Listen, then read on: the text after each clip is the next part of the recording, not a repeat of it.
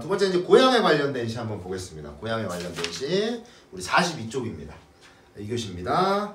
자, 고향에 관련된 시 한번 같이 볼게요. 자, 오늘 비대면 2강 문학의 수강 코드는 KISUN입니다.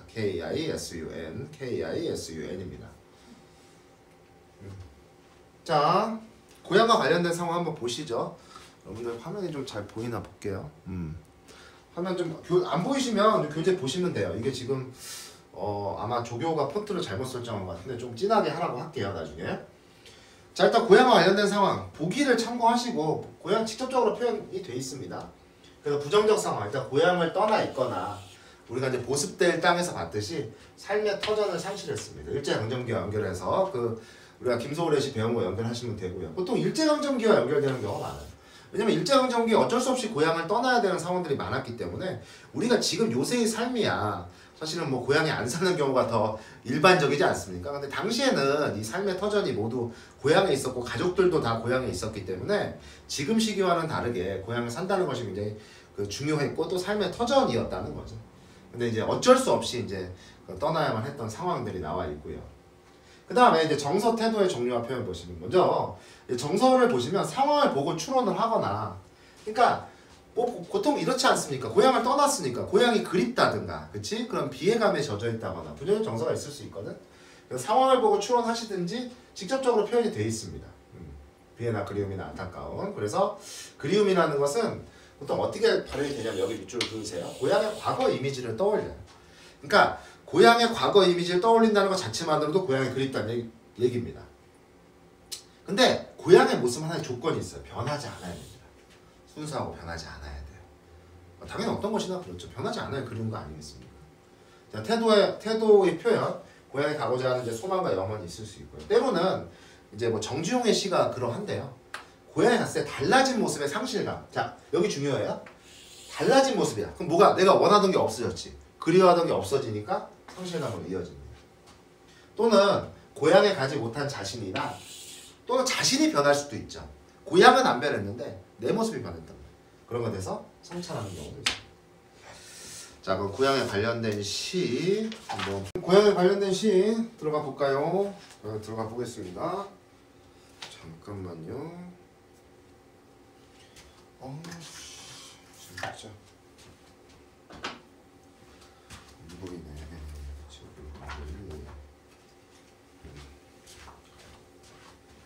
자, 그럼 고향에 관련된 시 들어가 보겠습니다.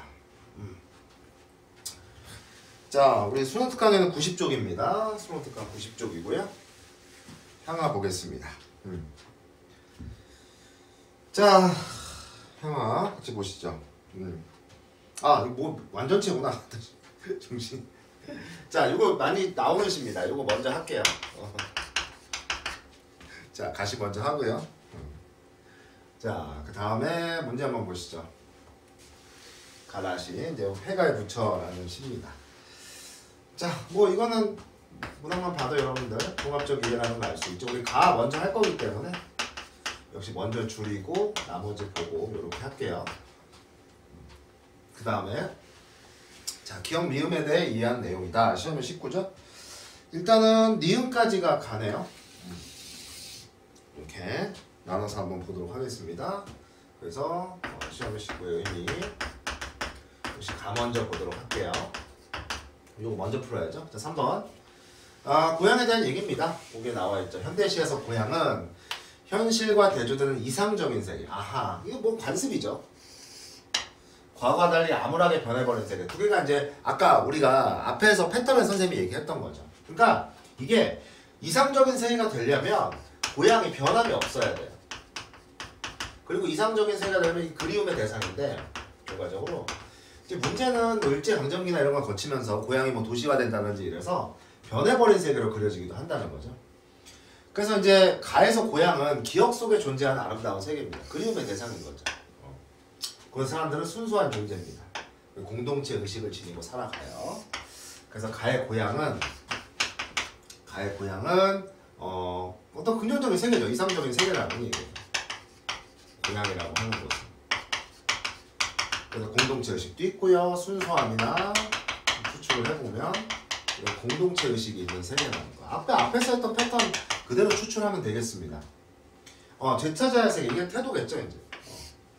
그래서 이런 고향을 되찾아야 된다 이런 얘기입니다. 그러면 여기서 이 현실의 아픔, 이게 상황으로 나올 수가 있어요. 현실의 아픔이 있을 수 있는데 상황으로 나올 수 있겠습니다.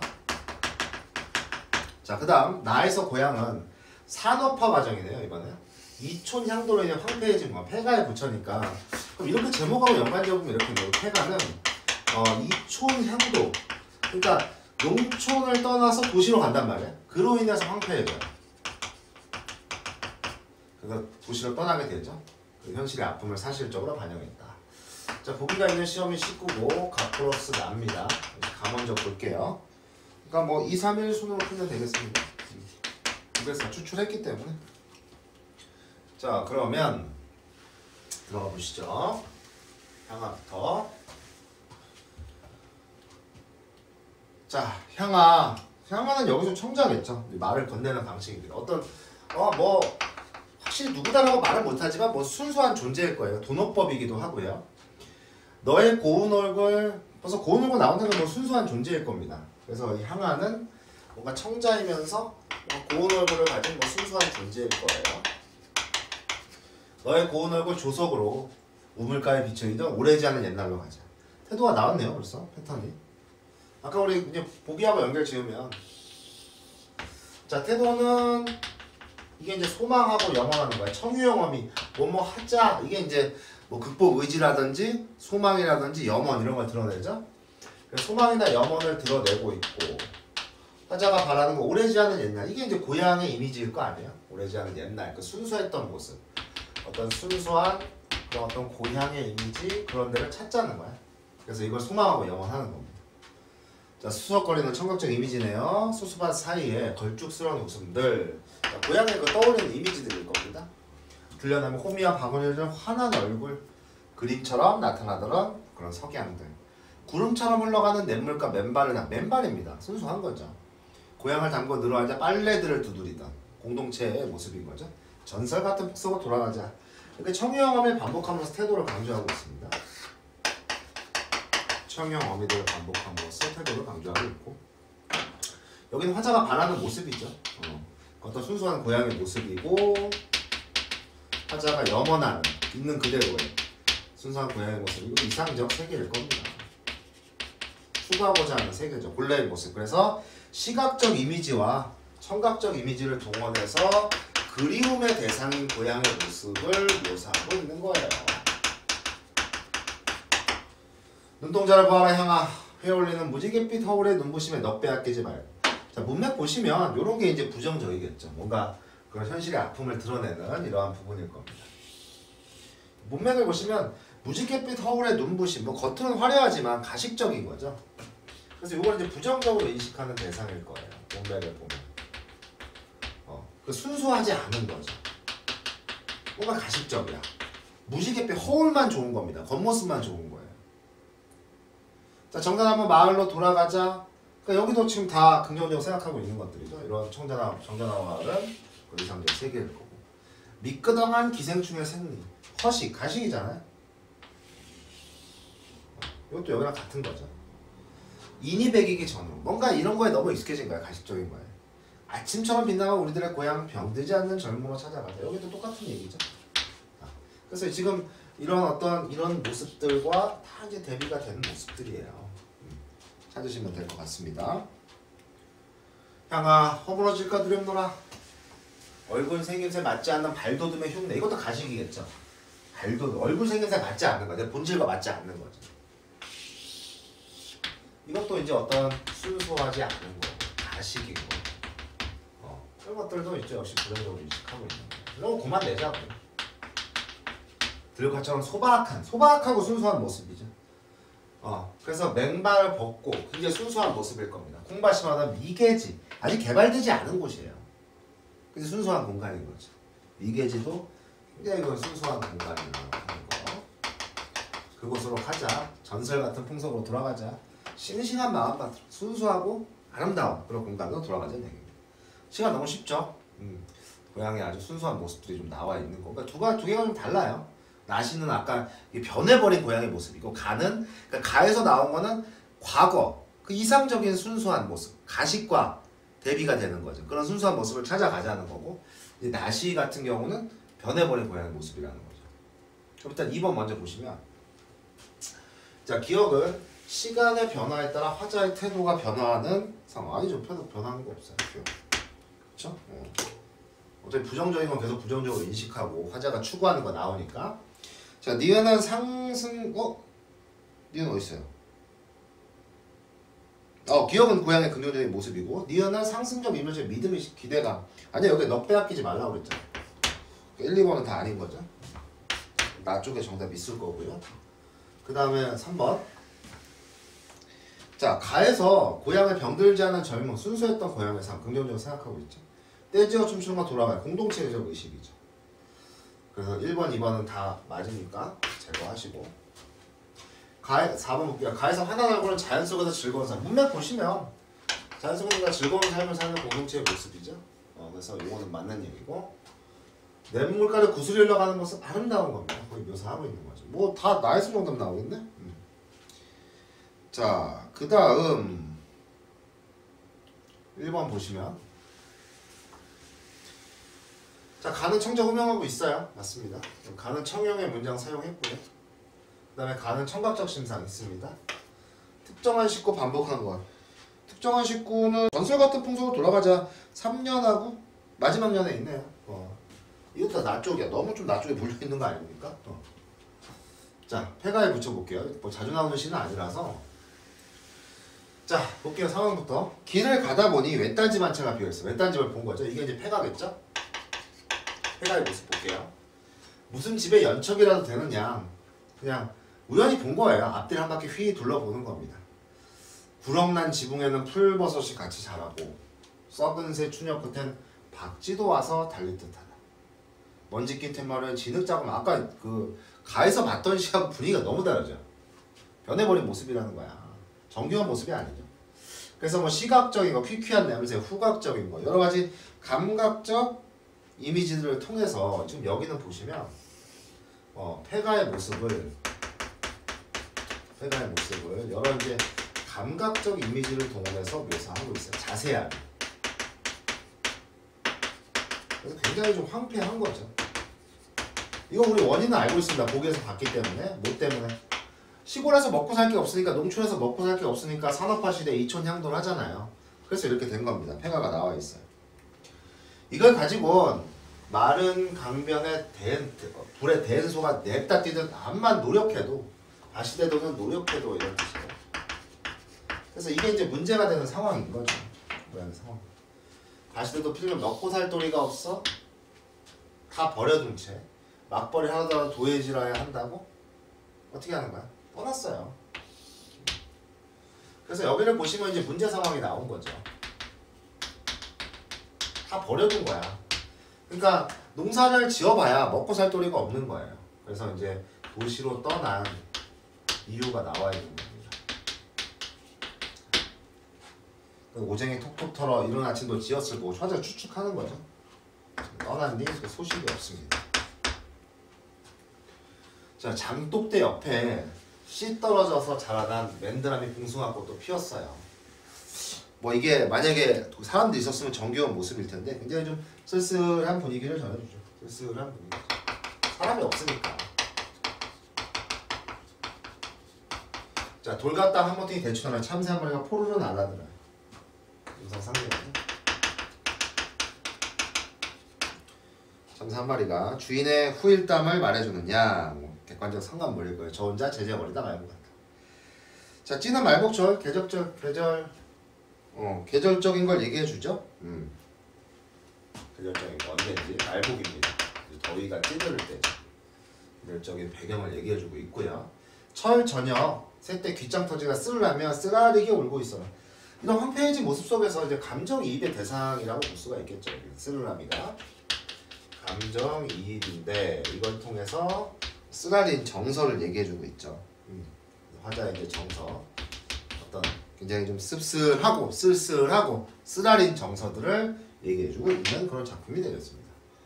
그럼 일단은 뭐 2번부터 보시면 이건 표현상의 특징들이 쭉 나와 있네요. 자, 디귿은 비유적 표현을 통해 집과 화자 인연이 오래됐다. 뭐 그건 아니죠. 길 가다 본 거니까 그건 아니고. 리을은 현재형 진술을 통해 계절이 변하는. 계절이 변화하는 건 아니고요. 미음은 계절적 이미지 맞죠? 말복 지난 거니까. 화자가 느낀 경우 감정이입을 통해서 보여주죠. 5번이 답일 겁니다. 자, 그 다음 3번 보시면 나에서 외딴 집의 주인이 소식이 없다. 생겨 유지할 수 없는 공간이죠. 맞습니다. 4번 참새 한 마리는 절망스러운 삶에서 고향 사람들 형성한 거 아니죠. 주인의 문맥 보세요. 주인의 후일담을 말해주고 있잖아. 그럼 고향 사람들이란 얘기가 아니죠. 얘는. 그래서 아닙니다. 4번입니다. 주체가 다르죠. 홈페이지 모양의 모습 맞지? 자, 그 다음에 뭐 1번 보시면 뭐 1번은 맞고요. 2번도 맞네요. 3번 감정이입도 맞습니다. 나에만 나와 있으니까. 가와 나는 모두 청관적 증상 활용했죠? 그 다음에 나에는 특정한 식구가 없어요. 그래서 5번이 답이 되겠습니다. 자, 이렇게 해서 두 작품 해봤고요. 자, 그 다음 거 우리 또 쭉 넘어가서 생명력과 자연 한번 해보시죠. 58쪽입니다. 58쪽. 생명력과 자연이에요.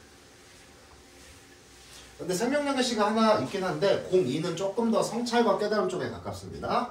그래서 일단 01 위주로 좀 볼게요. 자, 필기한 내용 일단 보시죠. 생명력과 자연. 일단 상황의 표현 방법은 보기를 참고하고 생명력과 자연은 함축적이나 직접적으로 표현하는데 이제 부정적 상황은 이렇게 생명력의 상실이나 황폐하다는 이미지. 근데 올해 이런 시가 좀 없어요. 그러니까 이게 다른 패턴의 시들에는 이게 뭐 메말랐다든가 생명력의 상실이라든가 이런 게 있거든요. 근데 다른 게 조금 더 강하기 때문에 이제 생명력만 논한 건 아닌데 어쨌든 이게 지금 다른 시들에는 많이 나와 있습니다. 이쪽 패턴보다는. 그래서 메마름이나 움직이지 못함 이런 게 부정적 상황이고요.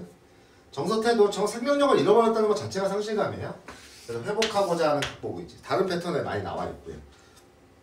또 관습적 표현, 뭐 자연물이 다시 살아나거나 역동적인 의미 또는 고전시가와 같이 속세와 단절된 삶을 살며 자연과 생명력을 추구하는 경우도 있다. 살펴보시면 될 것 같고요. 자, 생명력과 자연에 관련된 시 이제 봅시다. 봄은 고양이로다.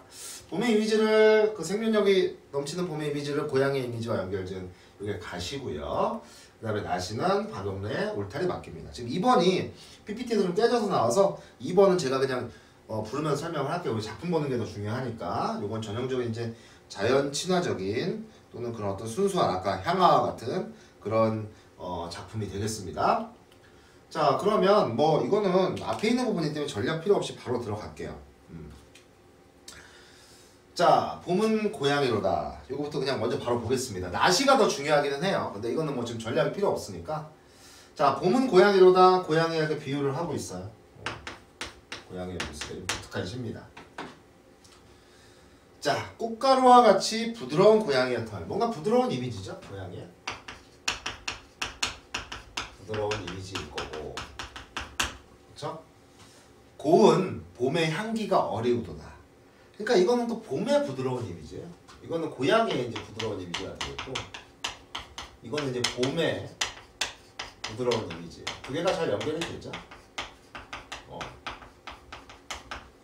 그래서 뭔가 이거는 조금 굉장히 좀 부드럽게 좀 표현을 하고 있어요. 이 시는 이제 부드러움과 강렬함이 좀 공존을 하고 있거든요. 그래서 뭔가 이렇게 부드러움이나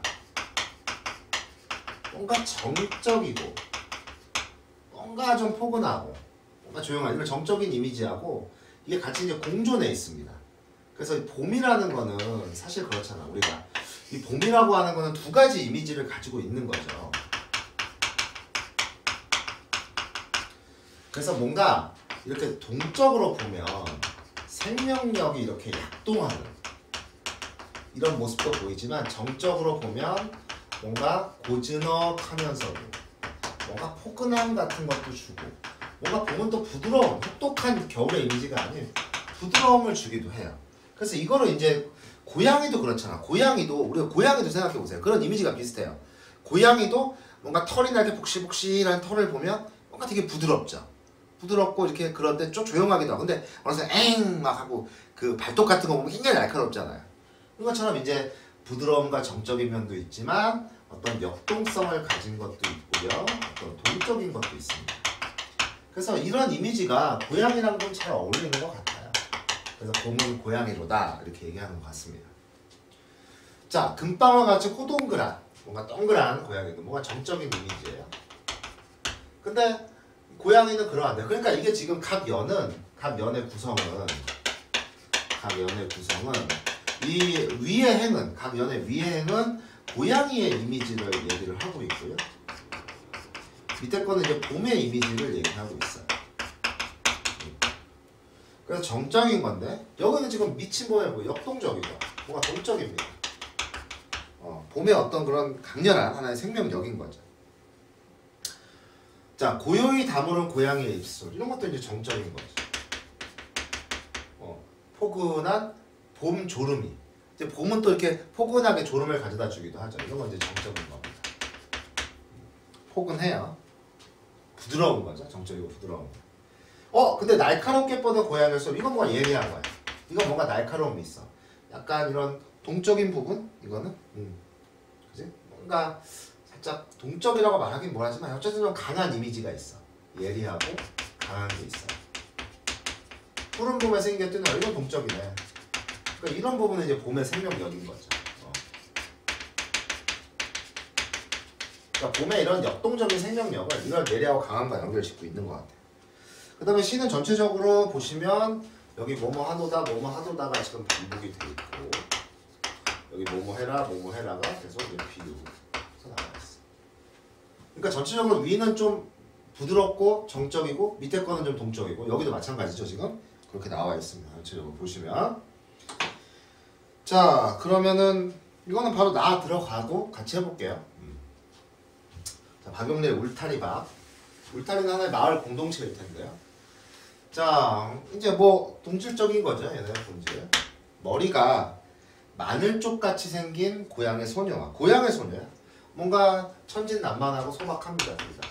천진난만하고 순수하고 소박한 거예요. 한여름을 또 알몸으로 살아요. 얼마나 순수합니까? 소박하고. 같이 낯이 선다고 해도 사랑스러운 들길이 있어. 화자 인식을 볼 수 있죠. 이런 순수함을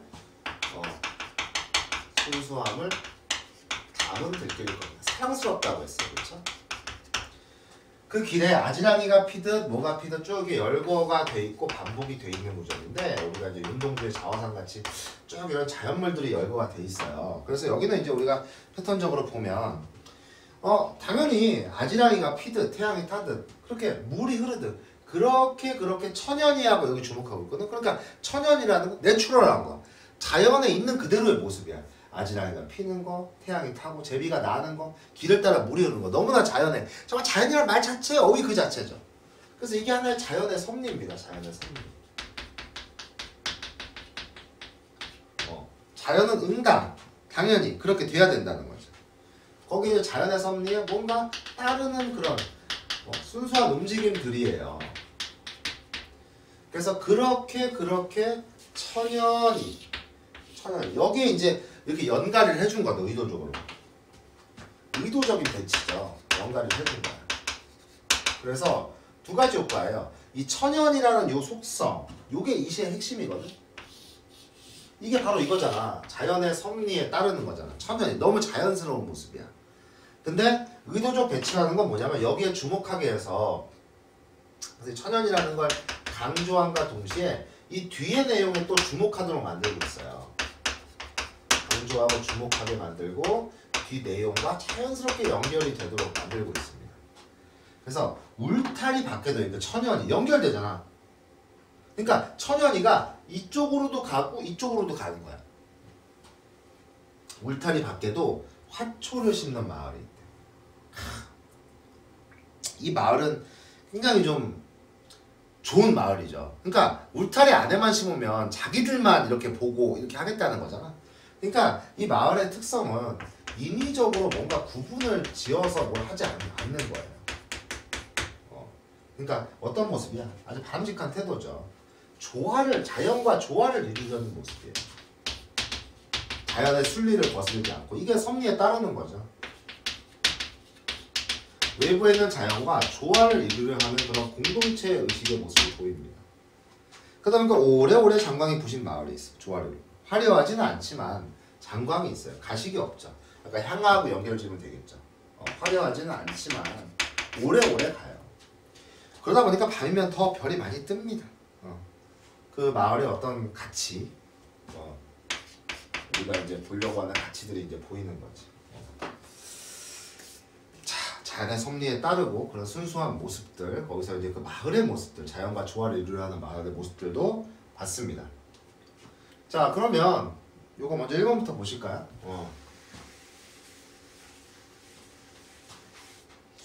자, 1번. A에서 형상화된 고양이의 특징들이 B에서 직유 표현 아니죠. 그 다음에 2번 A는 봄의 정경사 주는다. 아니요, 고양이 얘기도 해요. 3번 A와 B의 각 연들은 고양이와 봄이 가지는 상반된 거 아니죠. 4번 A와 B는 모두 봄에 대해서는 부드럽거나 고요한 이미지를 제시하고 나서, 그지? 봄에 대해서는 일단은 봄은 어때요? 고운 봄의 향기. 근데 미친 봄이죠. 고운 데서 미친 거. 그러니까 약간 부드럽거나 고요한 거에서 역동적이거나 날카로운 거예요. 그래요. 그 다음에 B부분 보시면, 아니 그 B부분 보시면 일단은 푸근한 거야. 푸근한 거. 뭔가 정적이고 부드럽고 고요한 거예요. 그러니까 아까 A에서 여기 부드러움, 정적, 고요함. 그 다음에 역동성, 동적, 달카로움. 두 가지 이미지를 좀 가지고 있는 거죠. 그래요. 그래서 지금 요거를 얘기를 하고 있습니다. 4번이 정답이 되겠네. 1번의 정답은 4번이 되겠습니다. 됐죠? 자, 그래서 B에서도 푸근한 봄조름에서 푸른 봄의 생기가 뛰놀아라 그랬으니까 맞는 얘기예요. 자, 2번 볼게요. 적절하지 않은 겁니다. 가는 유사한 문장 구조 활용을 해서 이미지를 나열하는 방식으로 시상을 전개하고 있다. 그지? 뭐뭐 하도다, 뭐뭐 하도다, 뭐뭐 해라, 뭐뭐 해라. 가의 3년 둘 중에서 봄에라는 표현을 사용하지 않은 것은 형식상의 변화로 볼 수 있다. 그죠? 가의 3년 둘째에서 봄이 이렇다는 걸 제시하지 않았잖아. 그럼 형식상의 변화죠. 다른 데는 봄이가 있지 않습니까? 1, 2, 4연에서는 봄이가 있어요. 3번 나에서는 마을을 반복적으로 제시하여 변화하는 마을의 속성은 변하지 않습니다. 마을의 속성은 순수함 간직하고 자연과 조화를 이루려 하는 마을의 모습이에요. 3번이 정답이 되겠습니다. 인위적인 걸로 뭔가 구분하지 않아요. 이번엔 정답 3번. 자, 3번 요거죠. 구성상 특징. 나를 구성하는 4개의 연들은 서로 긴밀하게 이어지는 형식을 취하고 있다. 여기에는 각 연의 내용들을 서로 이어주는 장치들이 작용하는데 화자는 먼저 일어나서 들길을 바라보며 사랑스러운 감정을 나타내는데 공간적 배경을 이어내서는 지시 관형사를 사용하여 그 길에 아까 앞에서 말했던 지시가 그잖아. 그 길에 이거죠. 뭐뭐 하듯의 비유 표현들은 자연스러운 거야. 자연스러운 마을들과도 연결되는데 이 연결 속에서 천연히 라는 시어가 구체적인 표현들을 관념적인 천연히가 연결돼. 그러니까 그 마을의 모습이 자연의 섭리에 따르는, 자연의 섭리에 뭔가 따르는 그런 움직임들에서 천연히 자연과 조화를 이루면서 살아가는 모습이라는 거예요. 그 세연이 긴밀하게 연결이 되고 있습니다. 자, 됐어요. 그러면 이번에는 두 번째로 넘어가죠. 62쪽입니다. 빠르게 진행하면서 또 질문하고 싶은 건 질문하고 백발백중 하면서 채우면 되겠습니다. 수강 코드는 아까 말씀드렸죠? KISUN입니다. KISUN. 자, 2시 역시 가시와 나시가 있습니다.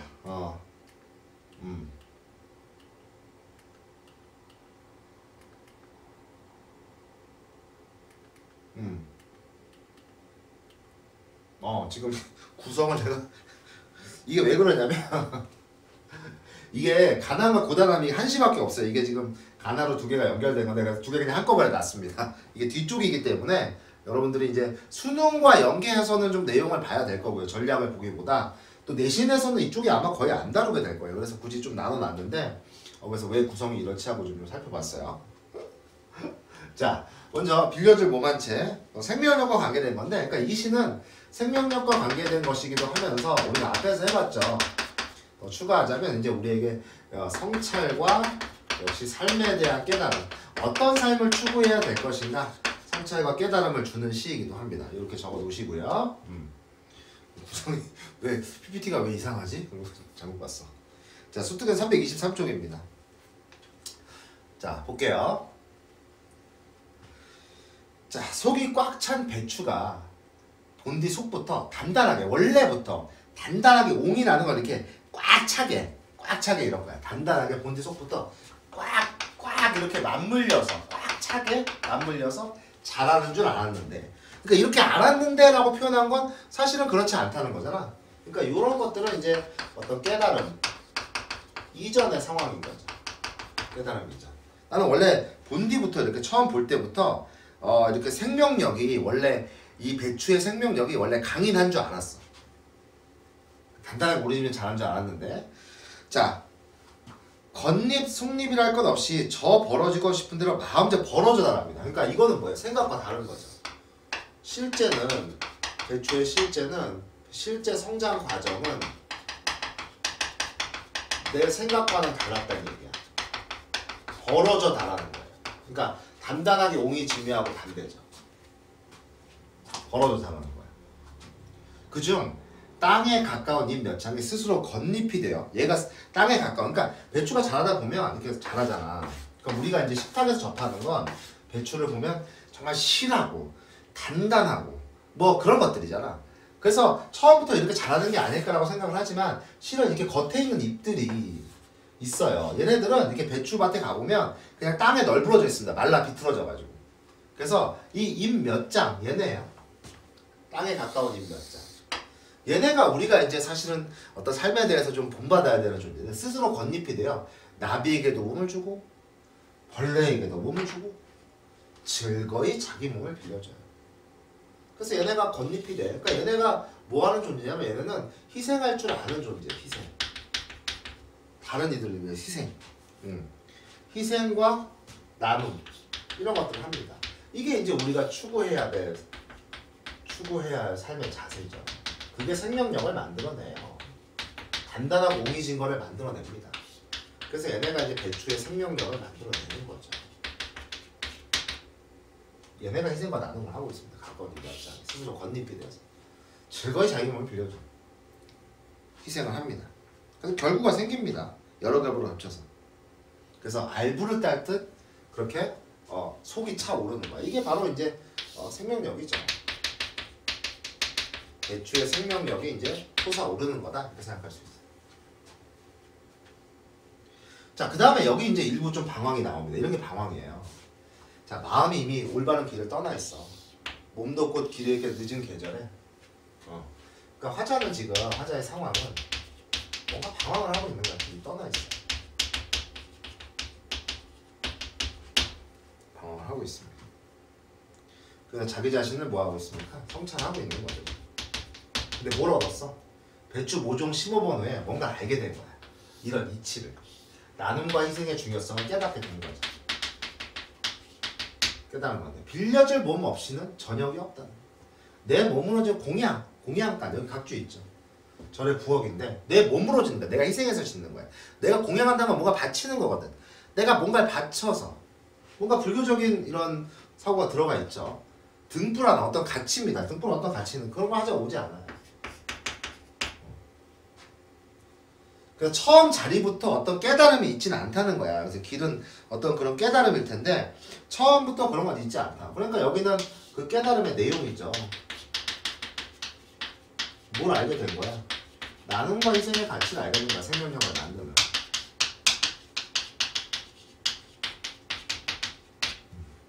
배추를 통해 깨닫게 된 겁니다. 그러니까 배추의 이런 모습이 바로 깨달음의 뭐가 되는 거예요? 매개체가 되는 거죠. 얘가.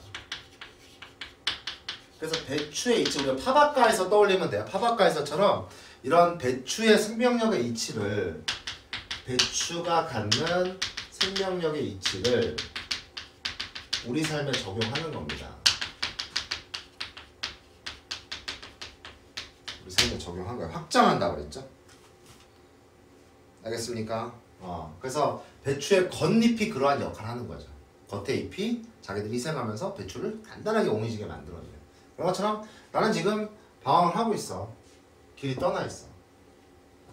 그래서 이런 늦은 계절에 이미 늦었어. 그러니까 처음 자리부터 내가 가야 할 길은 없는 거지. 내가 희생을 통해서 만들어내야 되는 거지. 자, 그러면 봤습니다. 처음 자리부터. 자, 그러면 요거는 지금 가난과 고단함도 같이 해야 되기 때문에 이건 사실 지금 일부러 전략을 안 했어요. 그냥 바로바로 하려고. 자, 낫이 바로 들어가겠습니다. 이따가 뭐 보기 보면 확실히 뭐 나와 있는데, 자, 어물점 개조개 한 마리입니다. 이게 이제 시적 대상이겠죠? 한 마리가 움막 같은 몸 바깥으로 맨발을 내밀어 보고 있어. 화자가 이제 관찰을 하고 있는 상황이죠. 이 개조개를 죽은 부처가 슬피 오는 제자리여 관 밖으로 잠깐 발을 내밀어 보이듯이 비유하고 있네요. 이렇게 맨발을 내밀어 보이고 있다. 그래서 맨발을 내민다는 것 자체가 이제 화자의 어떤 성찰의 계기가 됩니다. 문제인지 보자고. 힘겹게 살았을 거예요. 그 개조개의 모습은 펄과 물 속에 오래 담겨 있어 부르튼 맨발입니다. 펄과 물 속에 오래 담겨 있어서 부르튼 맨발이에요. 그만큼 얘는 이제 상황 자체가 이 대상의 상황을 보면 굉장히 좀 고달픈 삶을 살았을 거예요. 내가 조문하듯 그 맨발을 건드리자. 그럼 화자의 연민이죠. 내가 조문하듯 그랬으니까 위로하듯. 조문을 위로할 때 하지 않습니다. 조문이란 건 이렇게 누가 상심했을 때 그런 일을 겪었을 때 안 좋은 일을 겪었을 때 위로할 때 하는 거 아닙니까? 개조개는 최초의 국리인 듯 가장 오래 있는 국리인 천천히 발을 걷어갔다 이거예요. 천천히 오랫동안. 그러니까 고달픈 삶이 오랫동안 지속되었다는 거야. 저속도로 시간도 길도 흘러왔다. 고달픈 삶이 어떻게 되는가? 오랫동안 지속이 되었다는 얘기죠. 그래서 화자가 지금 계속해서 뭐뭐 할 것이다, 뭐뭐 할 것이다 이걸 지금 반복하고 있죠. 반복하면서 개조개의 삶을 추측하고 있어요. 힘겹게 살아왔을 것이다 이런 것으로. 그래서 지금 연민의 감정을 갖고 있습니다. 그러니까 화자가 이 개조개의 고달픈 삶에 대해서 알고 있다는 것 자체가 연민입니다. 자, 계속해서 보면 사랑을 잃고서는 새가 부리를 가슴에 묻고 밤을 견디듯이 왼발을 가슴에 묻고 슬픔을 견디었습니다. 그러니까 고달픈 삶을 살면서 이런 고통들을 인내하면서 살아왔다는 얘기죠. 개조개는. 자, 여기 이제 교재에는 없는데 또 오타 수정할게요. 교재에는 없는데 여기 A로 묶어주세요. A로. 여기 A입니다. A로 이렇게 교재에서 묶어주세요. 아니면 이런 식으로 묶든가 묶어주십시오. A. 하고 집이 올 때, 배고픔에 올 때예요. 이걸 집이라고 표현했는데 이제 배고픔에 올 때입니다. 이제 상황을 드러낸 거죠, 역시. 부르튼 맨발로 양식을 타고 여기 보면 이제 확실히 알 수 있습니다. 가난한 상황, 고달픈 삶에 대한 상황이 나와 있을 거예요. 그래서 이런 가난과 고달픔의 삶이 형성화되어 있습니다. 그 양식을 얻으러 나왔어요. 거리로 나왔을 거예요. 추측 계속 뭐뭐 할 것이다, 뭐뭐 할 것이다 추측하고 있는 거죠. 맨발로 하루 종일 길거리에 얼마나 고통스러울 거야. 가난의 냄새가 벌벌벌벌 풍기는 후각을 어떻게 시각화시켜서 표현을 했죠. 이제 공감각입니다.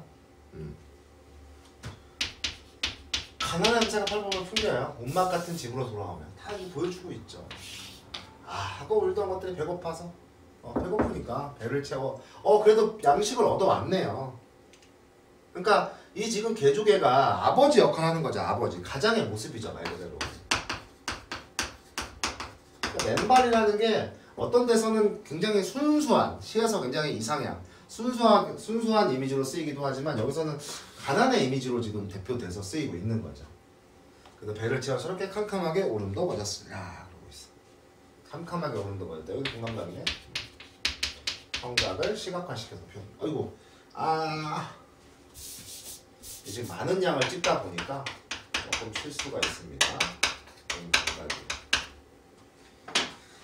자, 그러면 그냥 문제 바로바로 풀겠습니다. 자, 이제 문제 한번 보시죠. 자, 이거부터 보겠습니다. 가와 나는 모두 비유적 표현을 통해 관찰한 대상. 그쵸? 이제 가에서는 알부릇 달듯 뭐 속이 차오르는 거, 나에서는 뭐 옴딱 같은 몸 바깥으로 이렇게 되니까 관찰하는 대상이고 형상하고 있죠. 뭐 1번이 답입니다. 바로바로 확인할 거고요. 2번 기억과 니은 문맥 보시면 기억은 처음 자리 내 삶의 방향성이죠. 이제 나눔과 희생의 의미. 그 다음에 니은은 저 속도로 시간도 길도 흘러왔을 것이다. 천천히죠. 천천히 속도를 지칭하는 거죠. 4번 이런 건 좀 새로운 유형이죠. 충분히 나올 수 있는 유형입니다. 자, 지금 전략 적용하지 않고 바로바로 빨리빨리 하기 위해서 문제 좀 풀고 있습니다. 나의 AS인 I에 대한 이해. 가난으로 인해 괴로워하는 개조기의 심정. 외적 갈등 없죠? 길거리로 나서게 되는 이유와 관련있다. 거기 보면 AS인 R가 지금 나서게 되는 이유, 그쵸? 가난하 배고프니까 문맥 보시면 배고프잖아. 그러니까 지금 맨발로 거리에 나왔어요. 양식을 탁발하려고. 그 다음 기대가 잘 된 거 아닙니다. 어쨌든 거기 보시면 울던 것들이 배를 채웠어요. 그래서 아니고 책임감 가장이니까 유발하는 기능이에요.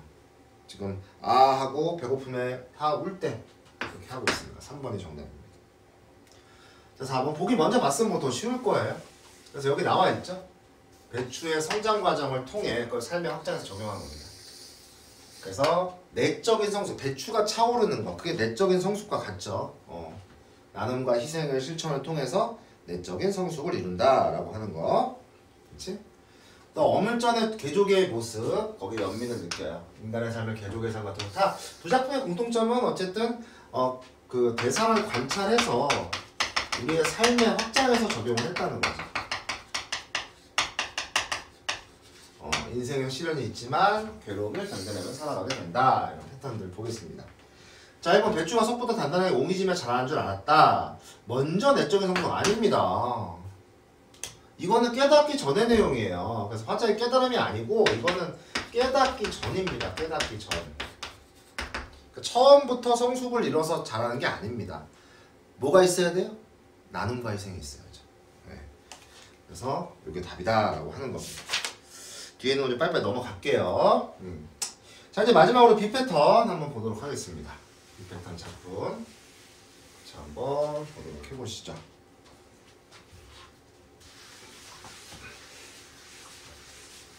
지울게요. 패턴 작품 보겠습니다. 자, 수특 107쪽입니다. 첫 번째 거는. 자, 요거는 자주 나오는 거예요. 요거는 모의고사나 나올 확률이 꽤 있어서 여러분들 잘 보시는 게 좋아요. 자, 지하철로 이제 설정했습니다. 지하죠? 우리 조물주가 하늘에 있죠? 그럼 여기까지 영향이 미칠까? 한번 보자고. 자, 구체적인 배경이 설정되어 있습니다. 구체적인 어떤 우리가 공간이 설정이 되어 있어요. 지하죠, 지하. 삶의 현장입니다. 사당역으로 설정한 걸 제일 바쁩니다. 그러니까 우리 현대인들의 어떤 삶을 엿보시니까 사당역, 여러분은 잘 모를 거예요. 신도림역 이런 데가 진짜 막 굉장히 고달프고 힘겨운 공간이에요. 사당역 4호선에서 2호선으로 갈아타려고 에스컬레이터에 실려 올라가서 뒤돌아보다 마주친 에스컬레이터 실려 올라가요. 그러니까 이런 것들이 이제 도시인의 어떤 고달픈 삶인 거죠. 도시인의 이제 고달픈 삶이긴 한 건데 사당역 진짜 붐빕니다. 수많은 얼굴들입니다. 현대인의 모습이죠. 모두 붉은 흙가면 같아요. 무표정한 거죠. 여기 이제 무표정한 겁니다. 그래서 무표정한 저 얼굴 있어. 흙가면 같더라고 이제 비유를 하고 있어. 이게 이제 어떤 의미인지는 이 붉은 흙가면이 어떤 의미인지 뒤에 나와요. 이따 뒤에 확실히 나오기 때문에 얼마나 많은 불가마들이 더 얼굴들을 구원했을까 이 궁금증을 갖는 겁니다. 그래서 여기 보면 이제 이런 얘기들이 나와요. 붉은 흙가면 불가마들이 저 얼굴을 구워낸 것. 그 다음에 두 눈을 번쩍 뜨게 하는 힘. 그래서 밀물져가게 하는 힘. 자, 그래서 여기 보시면 일단은 외부를 보면 현대인들은 지금 지쳤잖아. 삶이 힘들잖아. 그러니까 무표정한 얼굴이에요. 외부를 보시면 일단은 굉장히 좀 무표정한 얼굴입니다. 무표정한데 이제 그 내면에는 뭔가 열정 가득한 삶을 살고 있어. 두 눈을 아침마다 번쩍 뜨는 거야. 현대인들은 정말 힘겹게 고달프게 살아가지만 아침마다 눈 번쩍 뜨고 이거를 다 견딥니다. 이런 상황. 버스로 해도 좋을 것 같아요. 밖에서는 기척도 들리지 않을 거야. 외부에서는. 외부에서는 모를 거야. 근데 이 깊은 땅속 지하로 설정한 이유가 있을 거야. 그들의 내면에 깊숙한 열정이 자리하고 있다는 거야. 현대인은. 내면에는. 자, 그래서 이것들이 지금 다 내면이죠. 내면. 이렇게 치면 됩니다. 내면의 모습들입니다. 내면의 열정들이. 무표정 알고 있어요? 어떤 계속 있었을까? 있었을까? 이런 궁금증. 그죠? 이것들이 지금 반복이 돼 있습니다. 3년 보시죠. 하늘 한 구석 별자리마다 쪼그리고 앉아서 별들을 감화해서 구원해놓으면 계시겠지만 조물주죠? 그럼 조물주가 지정을 해줄 거야. 운명의 별빛을. 너 어떻게 살아라. 지정을 해줄 거야. 근데 물이 쏟아지는 몰려간 땅속 지하로 설정한 이유가 있죠. 너무나 깊어. 과연 조물주의 뜻이 여기까지 닿기는 하는지. 그러니까 이 인간들의 우리의 그 열정, 인간들의 열정이라고 하는 거는 스스로 만들어가는 거지. 조물주의 그런 조물주의 설정은 아니라는 거예요. 지하로 설정한 이유가 있습니다. 인간 스스로 만들어내는 힘이에요. 여기를 보시면 인간이 주체적으로 만들어내는 힘입니다. 땅속이 너무나 깊으니까요. 수많은 저 사람들 몸속 마다에서는 밖에선 볼 수 없는 뜨거움. 아까 얘기했죠. 그 열정. 저마다 진흙으로 돌아가는 몸을 일으켜 세우는 불가마가 하나씩 깃들어 있는 겁니다. 뭐뭐 한가 보다 궁금증에 대한 답이죠. 여기는 지금 이걸 반복해주고 있는데 이제 그런 궁금증에 대한 어떤 답이야. 깨달은 거죠. 이렇듯저렇듯 10년, 20년, 50년 얼굴을 구워내고 있었으니 모든 얼굴은 뜨거운 속이 굽는 붉은 흙가면인가 보다. 다 이것도 뭐예요? 내면의 열정들을 형상화하고 있는 겁니다. 문득 그런 생각이 들죠. 뭐 단순히 월급을 받고 먹고 살고 이런 게 아니라 현대인들은 막 지하철이나 버스에 막 아침마다 낑겨 간단 말이에요. 선생님 뭐 그걸 겪고 있지는 않는 직업입니다만은 저도 20대 한 중반쯤에는 잠깐 회사 다닐 때 겪었거든요. 아, 재수종합반 다닐 때 가끔 운전 안 하고 재수종합반 아침에 가니까 그런 걸 겪은 때가 있긴 해요. 9호선 타면 그 서울 지하철 9호선 타면 이러고 가거든, 이러고. 근데 그 사람들은 다 삶의 터전을 갖고 어떻게 그 삶의 그 어떤 치열한 현장 속으로 간단 말이에요. 그러면 그런 열정들은 대체 어디서 나오는 걸까? 궁금해하는 거죠. 사실 열정이 있죠. 이 늦은 밤까지 여러분을 위해서 강의를 찍고 있지 않습니까? 자, 별을 굽다 봤습니다. 현대인의 내면의 열정이에요. 그래서 관찰을 통한 어떤 깨달음이 있는 거죠. 자, 그러면 기억 미음에 대한 이해. 뭐 쭉 보시면 정답은 몇 번입니까? 4번으로 확인할 수 있네요. 리을은 어디에요? 지금 저마다 사람들 몸속이죠. 디귿에서 만난 인간들의 그 땅속에서 만난 특성 형성. 내면에 외부는 비록 무표정하지만 그와 대비되어서 내면에는 열정 가득한 인간들의 모습을 보이고 있다라는 얘기입니다.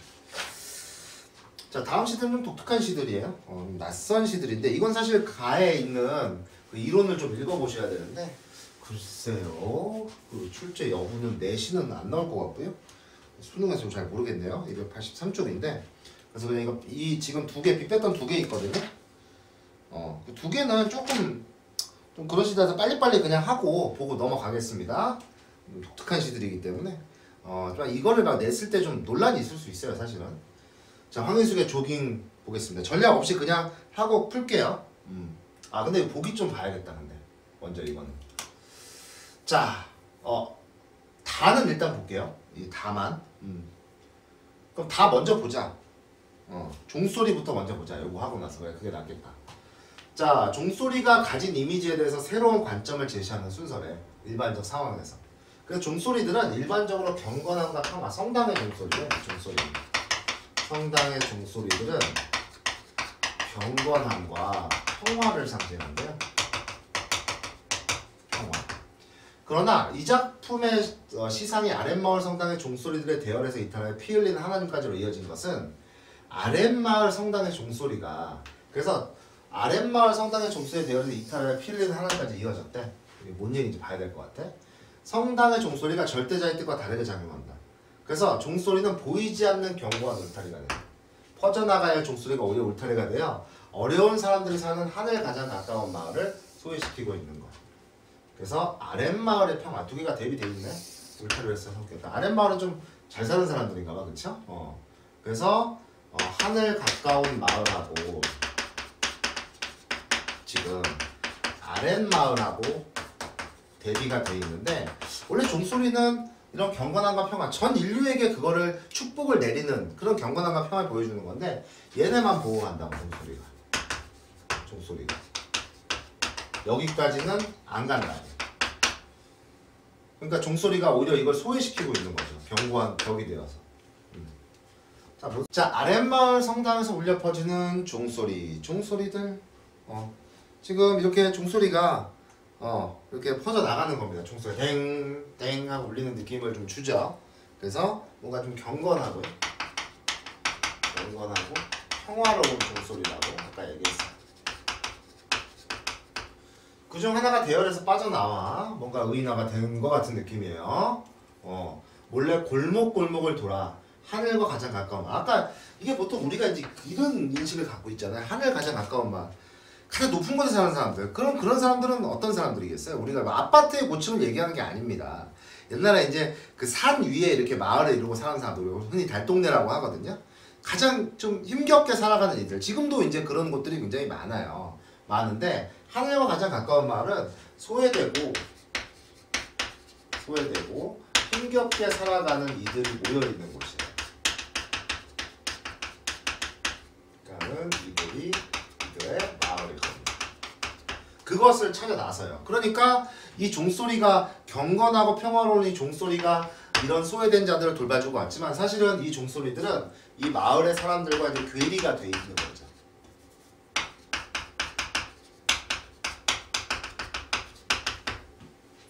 그래서 맨발로 가파른 빙판길에 오르다가 미끄러져서 반복이 됩니다. 무릎까지 피 흘리는. 그러니까 이게 지금 이 대열에서 빠져나와서 우리 하나님의 이미지까지 가고 있는 거죠 지금. 그래서 이건 예외적으로 나눈 건데 결국 그 하나님도 도달하지 못했어요. 거기까지. 소외된 자들에게까지. 그건 가기가 힘겹다는 거죠. 그래서 이제 반복이 됐습니다. 자, 그래서 여기 또 반복이 돼 있죠. 이거 A 부분이 다시 반복이 돼 있는 건데 여기서 이제 여기하고 반복이 됩니다. 지금 아랫마을 성당에서. 근데 저 보이지 않는 견고한 평화의 울타리. 오히려 얘가 아까 얘기했지만 장애물이 된다고 하죠. 견고하잖아. 장애물이 된다. 그러니까 여기서 표현은 돼 있지 않지만 사실 굉장히 역설적인 거예요. 그러니까 이 종소리 자체가 그죠? 아랫마을 사람들, 잘 사는 사람들이겠죠. 아랫마을 사람들만을 위한 것이고 사람들만을 돌보는 것, 또 그들에게만 평화를 가져다 주는 거죠. 만을 위한 것이고 오히려 그거와 대비되는 하늘 가까운 마을은 오히려 얘네가 장애물이 돼서 이 종소리가 퍼져나가면서 오히려 그 아랫마을 쪽에만 이렇게 혜택을 주는 거고요. 이런 경건하고 평화롭고 마음을 정화시키고 깨끗하게 만들어주고 이들 돌봐주는 이러한 종소리가 하나님의 종소리가 아랫마을 사람만을 돌보고 있다. 편하게 사는 사람. 하늘 가까운 마을 소외된 자들이죠. 소외된 곳이. 여기까지는 도달하지 못해요. 그래서 이게 하나 대열에서 빠져나왔다는 거는 무슨 얘기냐? 이 종소리가 이 소외된 자들에게는 도달하지 못한다는 것을 보여주고 있는 겁니다. 그 뜻과 다르게 절대자의 뜻과 그러니까 여기서 하나님은 절대자예요. 그러니까 이 절대자의 뜻과 다르게 작용을 하고 있는 거죠. 이 종소리가 다르게 작용하니까 대열에서 빠져나와서 직접 가시려고 한 거야 하나님께서. 자, 그래서 보기를 잘 읽어보시면 뭐 무리는 크게 없을 것 같아요. 자, 그러면 문제 한번 보시면 이거 그냥 보기 봤으니까 먼저 한번 볼게. 자, A에서는 일반적인 모습이죠. 시상 전개하고 있어요. B에서는 A와 다른 거 하늘 가장 가까운 마을 나와 있죠. C에서는 절대자가 고난을 겪고 있어, 그지? 그러니까 그만큼 소외돼 있다는 거야. 가기가 그 종소리가 도달하지 않으니까 직접 가신 거 아니야. 도달하지 않으니까 직접 가신 거예요. 그 다음에 D에서는 A를 반복해서 제시함으로써 아랫마을의 평화가 유지되는 게 아니죠. 이게 윗마을에도 도달할 수 있어야 된다는 걸 강조하는 거야. 하늘 가장 가까운 마을에도. 4번이 정답이죠. 됐습니다. 그 다음에 요거 한번 보시죠. 조깅 뛰는 건데 독특하게 표현이 되고 있어요. 쉼표가 굉장히 급박하죠. 그래서 여기는 지금 호흡이 가빠진 거야. 조깅을 하면서 이거 상황이니까 가빠진 호흡의 모습을 보여주죠. 그 다음에 쉼표가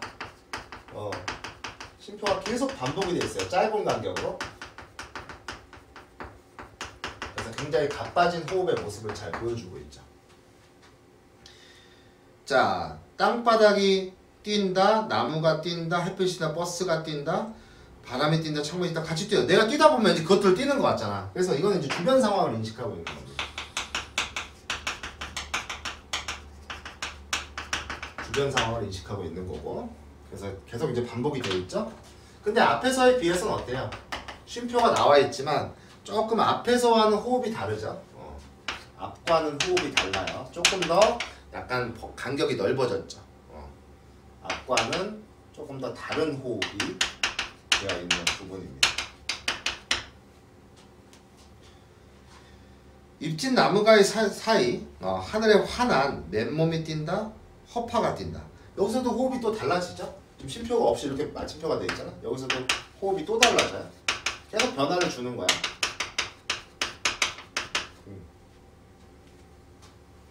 그러다가 다시 가빠지는 호흡이죠. 여기는. 그러다가 여기는 그런 게 없죠. 여기는 한 문장으로 구성되어 있죠. 지금. 호흡이 다시 천천히 느려져요. 한 문장으로 구성이 돼서 뭐랄까 한 문장이 한 행이에요. 그래서 또 호흡이 여기서는 다른 거야. 그러니까 지금 조금 호흡이 가쁜 부분은 여기하고 여기가 호흡이 가쁜 거고요. 나머지는 조금 더 여유가 있는 그런 모습입니다. 그래서 조깅을 할 때 이렇게 하다가 사색을 하는 거야. 이렇게 하고 또 이렇게 하는 거야. 또 앞진 나무까지 하늘에 환한 또 맨몸이 뛴다, 허파가 뛴다 그러고 있어. 뭔가 여기는 좀 수평적인 어떤 그런 느낌이고요. 하늘을 바라보는 건 수직적인 느낌입니다. 변다는 건 없고요. 잎진 나무까지 사이라는 건 뭐 계절적인 거 보여주죠. 가을이라는 얘기겠죠. 자, 뒤꿈치가 들린 것들아 밤새 새로 반죽된 공기가 뛴다. 내 생에 드문 아침이 뛴다. 그러면서 독수리 한 마리를 생각하다. 뭔가 여기서는 이게 좀 내가 정신적으로 조깅을 하면서 조깅이라는 것이 나에게 좀 정신적으로 뭔가 더 고양을 시켜주는 그런 의미를 갖고 있다라는 걸 얘기해주고 있는 거예요. 근데 이게 이 작품이 이런 의미들을 가지고 있다라고 하는 거는 뭐 보기를 준다거나 충분히 설명해 주거나 아니면 문제를 굉장히 쉽게 내거나 그렇지 않으면은 이 시는 낼 수가 없어요. 이게 정신적 고양인지 어떻게 알아요? 독수리 한 마리 삼켜 같은 게 해설이나 봐야 아는 거지. 그래서 이 조깅이 가져다주는 어떤 그런 내적인 사유거든. 그러니까 여기서 뭔가 독수리 한 마리 삼같이 뭔가 이게 조깅 숨이 가쁜 것 가빠지면서 내가 정신적으로 뭔가 더 성숙해지고 뭐가 하는 건데 이런 게 여기서 정점에 이르렀다 라는 걸 니네가 어떻게 아냐고. 모르지. 이것도 마찬가지입니다. 내신에서도 학교에서 수업하는 내용 수업하지 않으면 안 보셔도 돼요. 이 시는. 그러니까 이런 시들은 사실 굉장히 쩔입니다. 그리고 문제 나오면 굉장히 쉬울 거예요. 그렇게 그냥 넘어가세요. 자, 그럼 다 봤습니다. 자, 문제 보자. 적절한 거. 위험으로부터 피해 현상에 주목하고 아니고 공통점. 내면에 감춰진 역동성. 한계 극복 아니고 움직임에 따른 소리를 통해 자신의 존재. 나의 화자는 움직임에 따라 막 이런 거 있잖아. 존재를 드러내요. 나의 화자는 자신이 주목한 것을 존재를 드러내지 않는다. 그래서 종소리에 주목하고 있지만 존재를 드러내지 않죠. 5번이 답이네. 이거는 뭐 사실은 제가 봤을 때는 가하고 관계된 게 아닐까 싶습니다. 문제가. 자, 그 다음 각 연에 나타나는 표현들. 자, 여기서는 나로 가야죠. 나라고 바꾸면 되는 거고 후와 반복되는 사이 변화 주면서 가빠진 후 맞고요. 동일한 사수로 반복하고 있습니다. 바로 같이 뛰고 있잖아. 일체감이죠. 지상을 달리는 수평적으로 좀 하는 수직선 맞고요. 현재 시간적 배경이 이전과 다른 의미를 가진다. 왜? 내 생애 드문 아침이잖아. 내 생애 드문 아침. 그냥 있는 이런 것들은 물론 문맥적 의미야. B패턴적인 거. B패턴 항상 문맥이 제일 중요하고 문제 쉽게 나온다고. B패턴은 문제 쉽게 나온다니까. 그 다음에 독수리 한 마리를 삼킨 게 우연에서는 실제로 공간이 변화했다 알 수 없죠. 5번이 답입니다. 그냥 이 B패턴 다른 거 없어. 이런 시들은 만약에 수능에서 나온다면 그냥 비문학 텍스트에 있듯이 그냥 문맥적 의미만 살펴보시면 돼요. 자, 그 다음 이제 우리 시 마지막입니다. 박목월의 시하고 살림 이제 볼 건데, 자, 요거만 볼 거예요. 자, 한번 보겠습니다.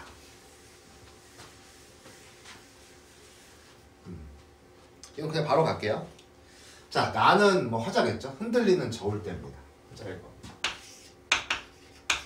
나는 뭔가 흔들려요. 균형을 잡지 못하고 있어. 흔들립니다.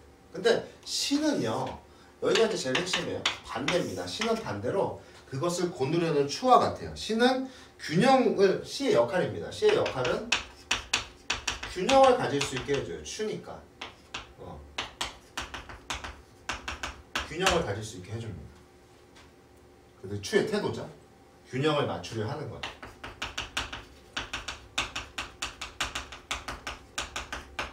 그래서 겨우 균형이 잡히는 채 한가락의 미소. 한 줌의 위안, 한 줄 끼우고. 그러니까 우리가 시를 통해서 얻을 수 있는 것들입니다. 미소도, 위안도 우리가 뭐 지금까지 이게 마지막에 배치된 게 있을 거야. 우리가 쭉 이렇게 수능 특강 현대시를 읽으면서 뭔가 얻게 되는 것들이 있다는 거죠. 되는 것입니다. 근데 문제 여기서 이제 시상이 바뀝니다. 이내 무너져요. 균형이 무너집니다. 일렁대는 해와 달이야. 갑자기 진폭이 생겨버려. 균형이 계속 무너지는 거지. 왜? 생활 때문에. 시에서 우리가 어떤 마음의 위안도 없고 뭣도 안 되는 현실은 어때요? 굉장히 좀 고달프고 힘들거든. 우리의 일상은. 일상은 그런 균형들이 무너지는 겁니다. 시를 통해서 얻은 균형. 그래서 균형이 무너지게 만드는 거지. 그래서 내가 살아가는 생활, 나라는 존재가 살아가는 어떤 그런 일상은 균형이 무너진 거죠. 근데 이거를 시를 통해 회복을 하지만 다시 무너지게 된다는 얘기입니다. 시를 통해 회복이 되지만 다시 무너지게 된다는 얘기입니다. 자, 봤습니다. 그러면 지금 시상전개는 이렇게 되는 거죠. 첫 번째 보면 여기가 이제 첫 번째 부분일 거고, 두 번째 부분은 시를 통해 뭔가 얻는 것, 여기죠. 시를 통해 회복을 하고 여기서 다시 무너지는 것. 흔들릴 때 균형을 잡아주려고 하고, 균형이 잡히게 되면 그 다음에 얻을 수 있는 것들, 그 다음에 다시 무너지는 것. 부정적이죠. 그래서 부정, 긍정, 부정으로 되어 있습니다. 그럼 1번의 정답은, 지금 1번의 정답 몇 번이에요? 2번이 되겠죠. 겨우하고 운율. 보기 읽어보시면 이거 찾으라고 하니까. 자, 이병렬의 살림 보겠습니다. 이것도 그냥 내용, B패턴이니까 그냥 내용 잘 보시면 돼요. 자, 볼게요. 보조사 같은 거를 잘 썼거든요. 오늘도 새벽에 들어왔습니다. 뭐 행위가 반복되어 있을 거야. 일일이 별들을 둘러보고, 얘가 하는 일이죠. 그래서 이러한 별들을 케어해 주는 거죠. 별들을 둘러보고 오는 건데, 별을 이제 뭐가 보호하거나 케어해 주는 거죠. 이런 행위들을 지금 반복하고 있어요. 오늘 보니까. 그래서 별을 보호하기 위해서 상상력입니다. 하늘 맨 꼭대기 하나 아래를 내려다볼 때면 뭐뭐 했지요 경험치 반복하고 있습니다. 이것도.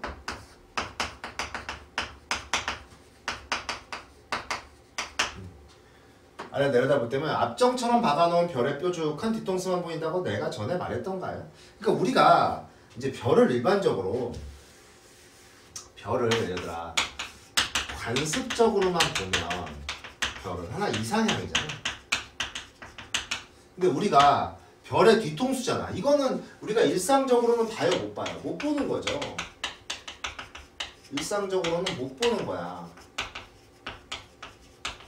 별은 근데 뾰족해요.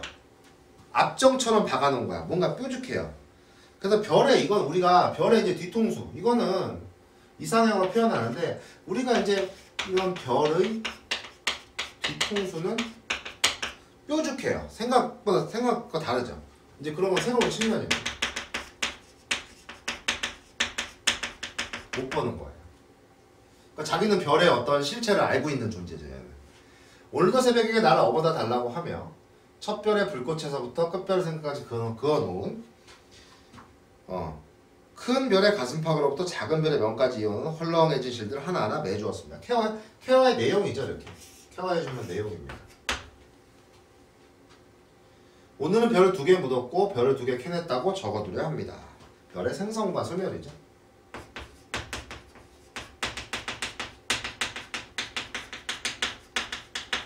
참 돌아오던 길에는 많이 자란 달의 손톱을 달도 케어를 해주네요.